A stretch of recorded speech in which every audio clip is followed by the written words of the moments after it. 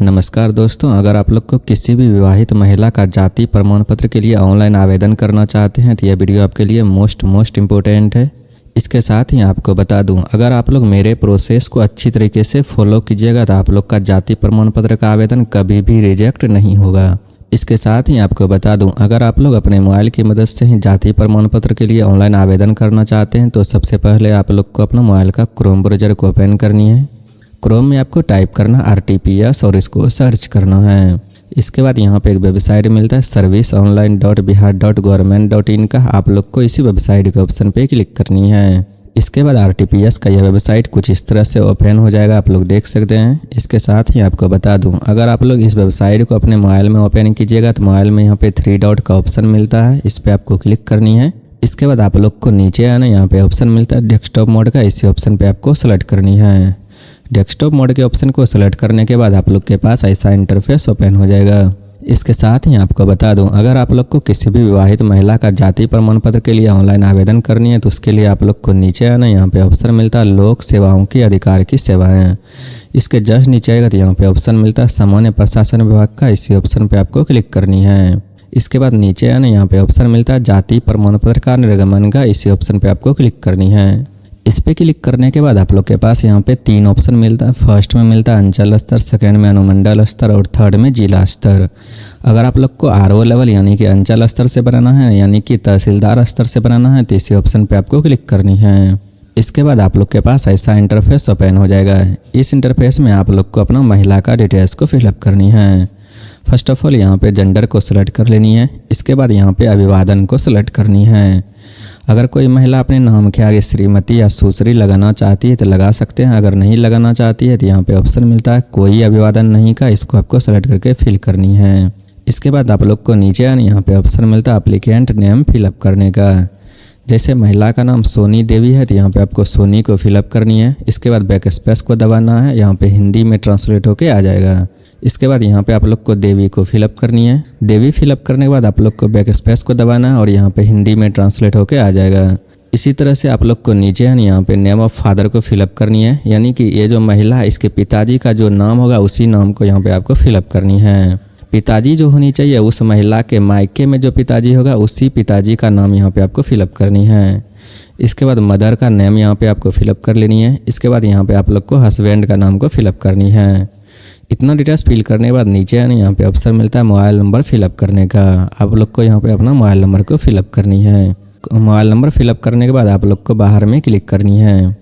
इसके बाद इस मोबाइल नंबर पे एक OTP आएगा, उस OTP को यहाँ पे आपको फिलअप करनी है। इसके बाद नीचे आने, यहाँ पे ऑप्शन मिलता है वैलिडेट का, इसी ऑप्शन पे आपको क्लिक करनी है। वैलिडेट के ऑप्शन पे क्लिक करने के बाद आप लोग के पास ऐसा एक न्यू पॉपअप ओपन हो जाएगा जिसमें यहाँ पे वेरीफाई का ऑप्शन मिलेगा। अगर आप लोग का OTP वेरीफाई हो जाएगा तो यहाँ पे वेरीफाई का ऑप्शन मिलेगा। इसके साथ ही आप लोग को ओके के ऑप्शन पे क्लिक करनी है।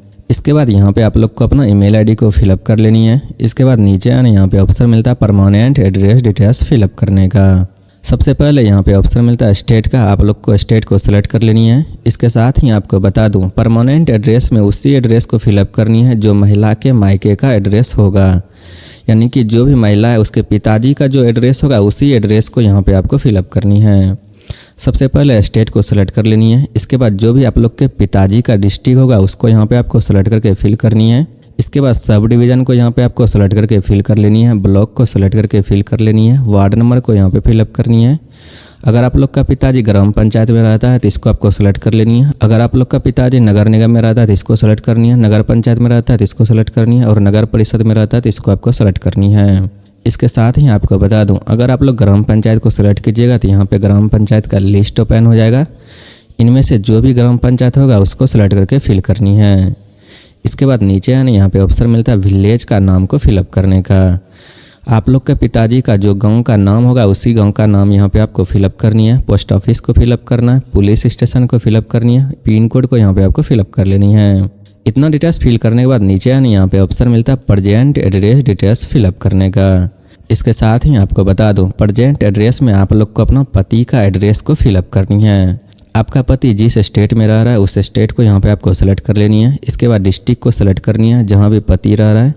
इसके बाद यहाँ पे सब डिवीज़न को सेलेक्ट कर लेनी है। इसके बाद ब्लॉक को सेलेक्ट कर लेनी है। वार्ड नंबर को यहाँ पे आपको फिलअप करनी है।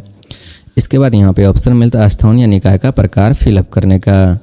अगर आप लोग ग्राम पंचायत में रहते हैं तो इसको आपको सेलेक्ट कर लेनी है। अगर आप लोग नगर निगम में रहते हैं तो इसको सेलेक्ट करनी है। अगर आप लोग नगर पंचायत में रहते हैं तो इसको सेलेक्ट करनी है। अगर आप लोग नगर परिषद में रहते हैं तो इसको आपको सेलेक्ट करनी है। इसके साथ ही आपको बता दूं, अगर आप लोग ग्राम पंचायत में रहते हैं तो इसको आपको सेलेक्ट कर लेनी है और यहाँ पे ग्राम पंचायत का लिस्ट ओपन हो जाएगा। इनमें से जो भी आप लोग का ग्राम पंचायत होगा उसको सेलेक्ट करके फिल करनी है। इसके बाद यहाँ पे आप लोग का विलेज का नाम को फिलअप कर लेनी है, डाकघर को फिलअप करना है, पिन कोड को फिलअप करना है, पुलिस स्टेशन को सेलेक्ट करके फिल कर लेनी है। इसके बाद नीचे है ना यहाँ पे ऑप्शन मिलता है आवेदक का फोटोग्राफ अपलोड करने का।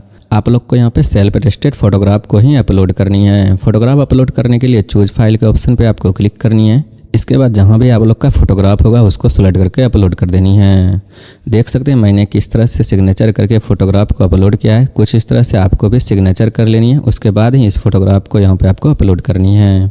इसके बाद नीचे है ना यहाँ पे ऑप्शन मिलता है प्रोफेशन का। यहाँ पे आप लोग को अपना प्रोफेशन को सेलेक्ट करके फिल करनी है।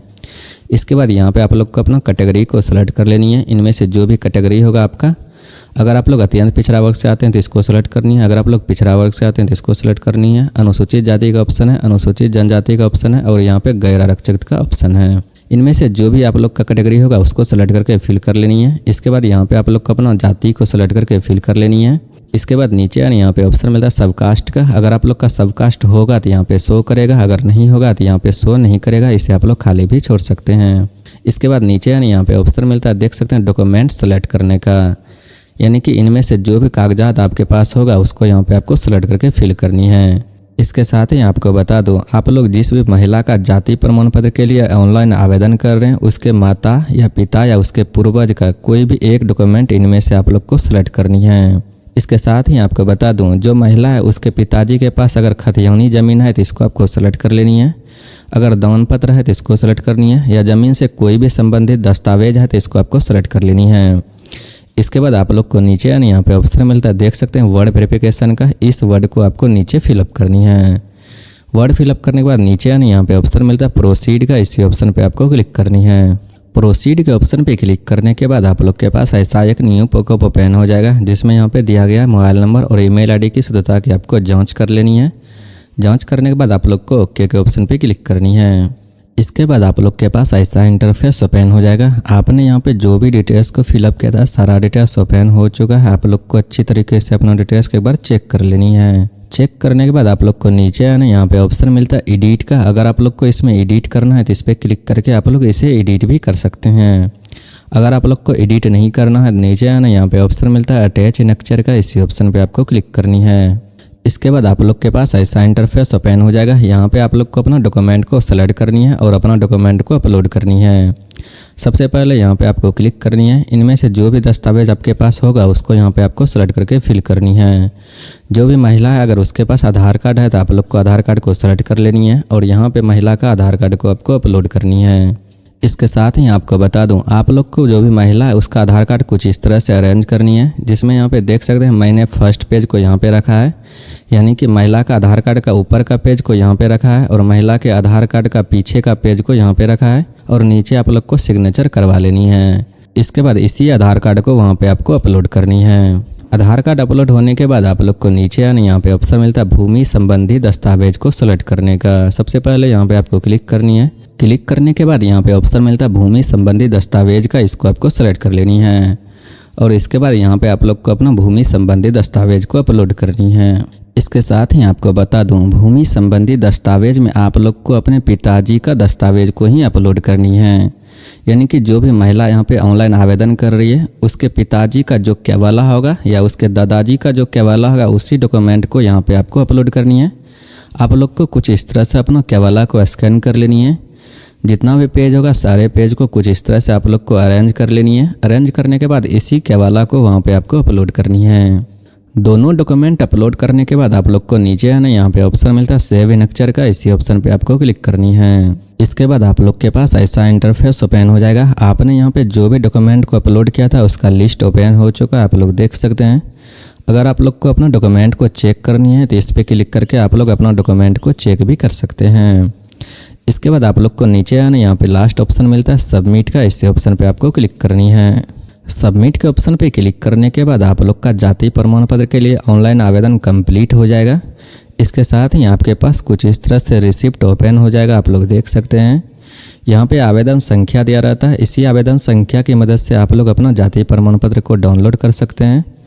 इसके साथ ही आपको बता दूं, सेवा प्रदान करने की प्रस्तावित तिथि यहाँ पे दिया रहता है, यानी कि कब आप लोग का जाति प्रमाण पत्र बनेगा उसका डेट यहाँ पे दिया रहता है, आप लोग देख सकते हैं। इसी डेट को या इसी डेट से पहले आप लोग अपना जाति प्रमाण पत्र को डाउनलोड कर सकते हैं। इसके साथ ही अगर यह जानकारी आपको अच्छी लगी तो आप अपने दोस्तों के साथ शेयर करें, लाइक करें, चैनल को सब्सक्राइब करें। Thanks for watching this video.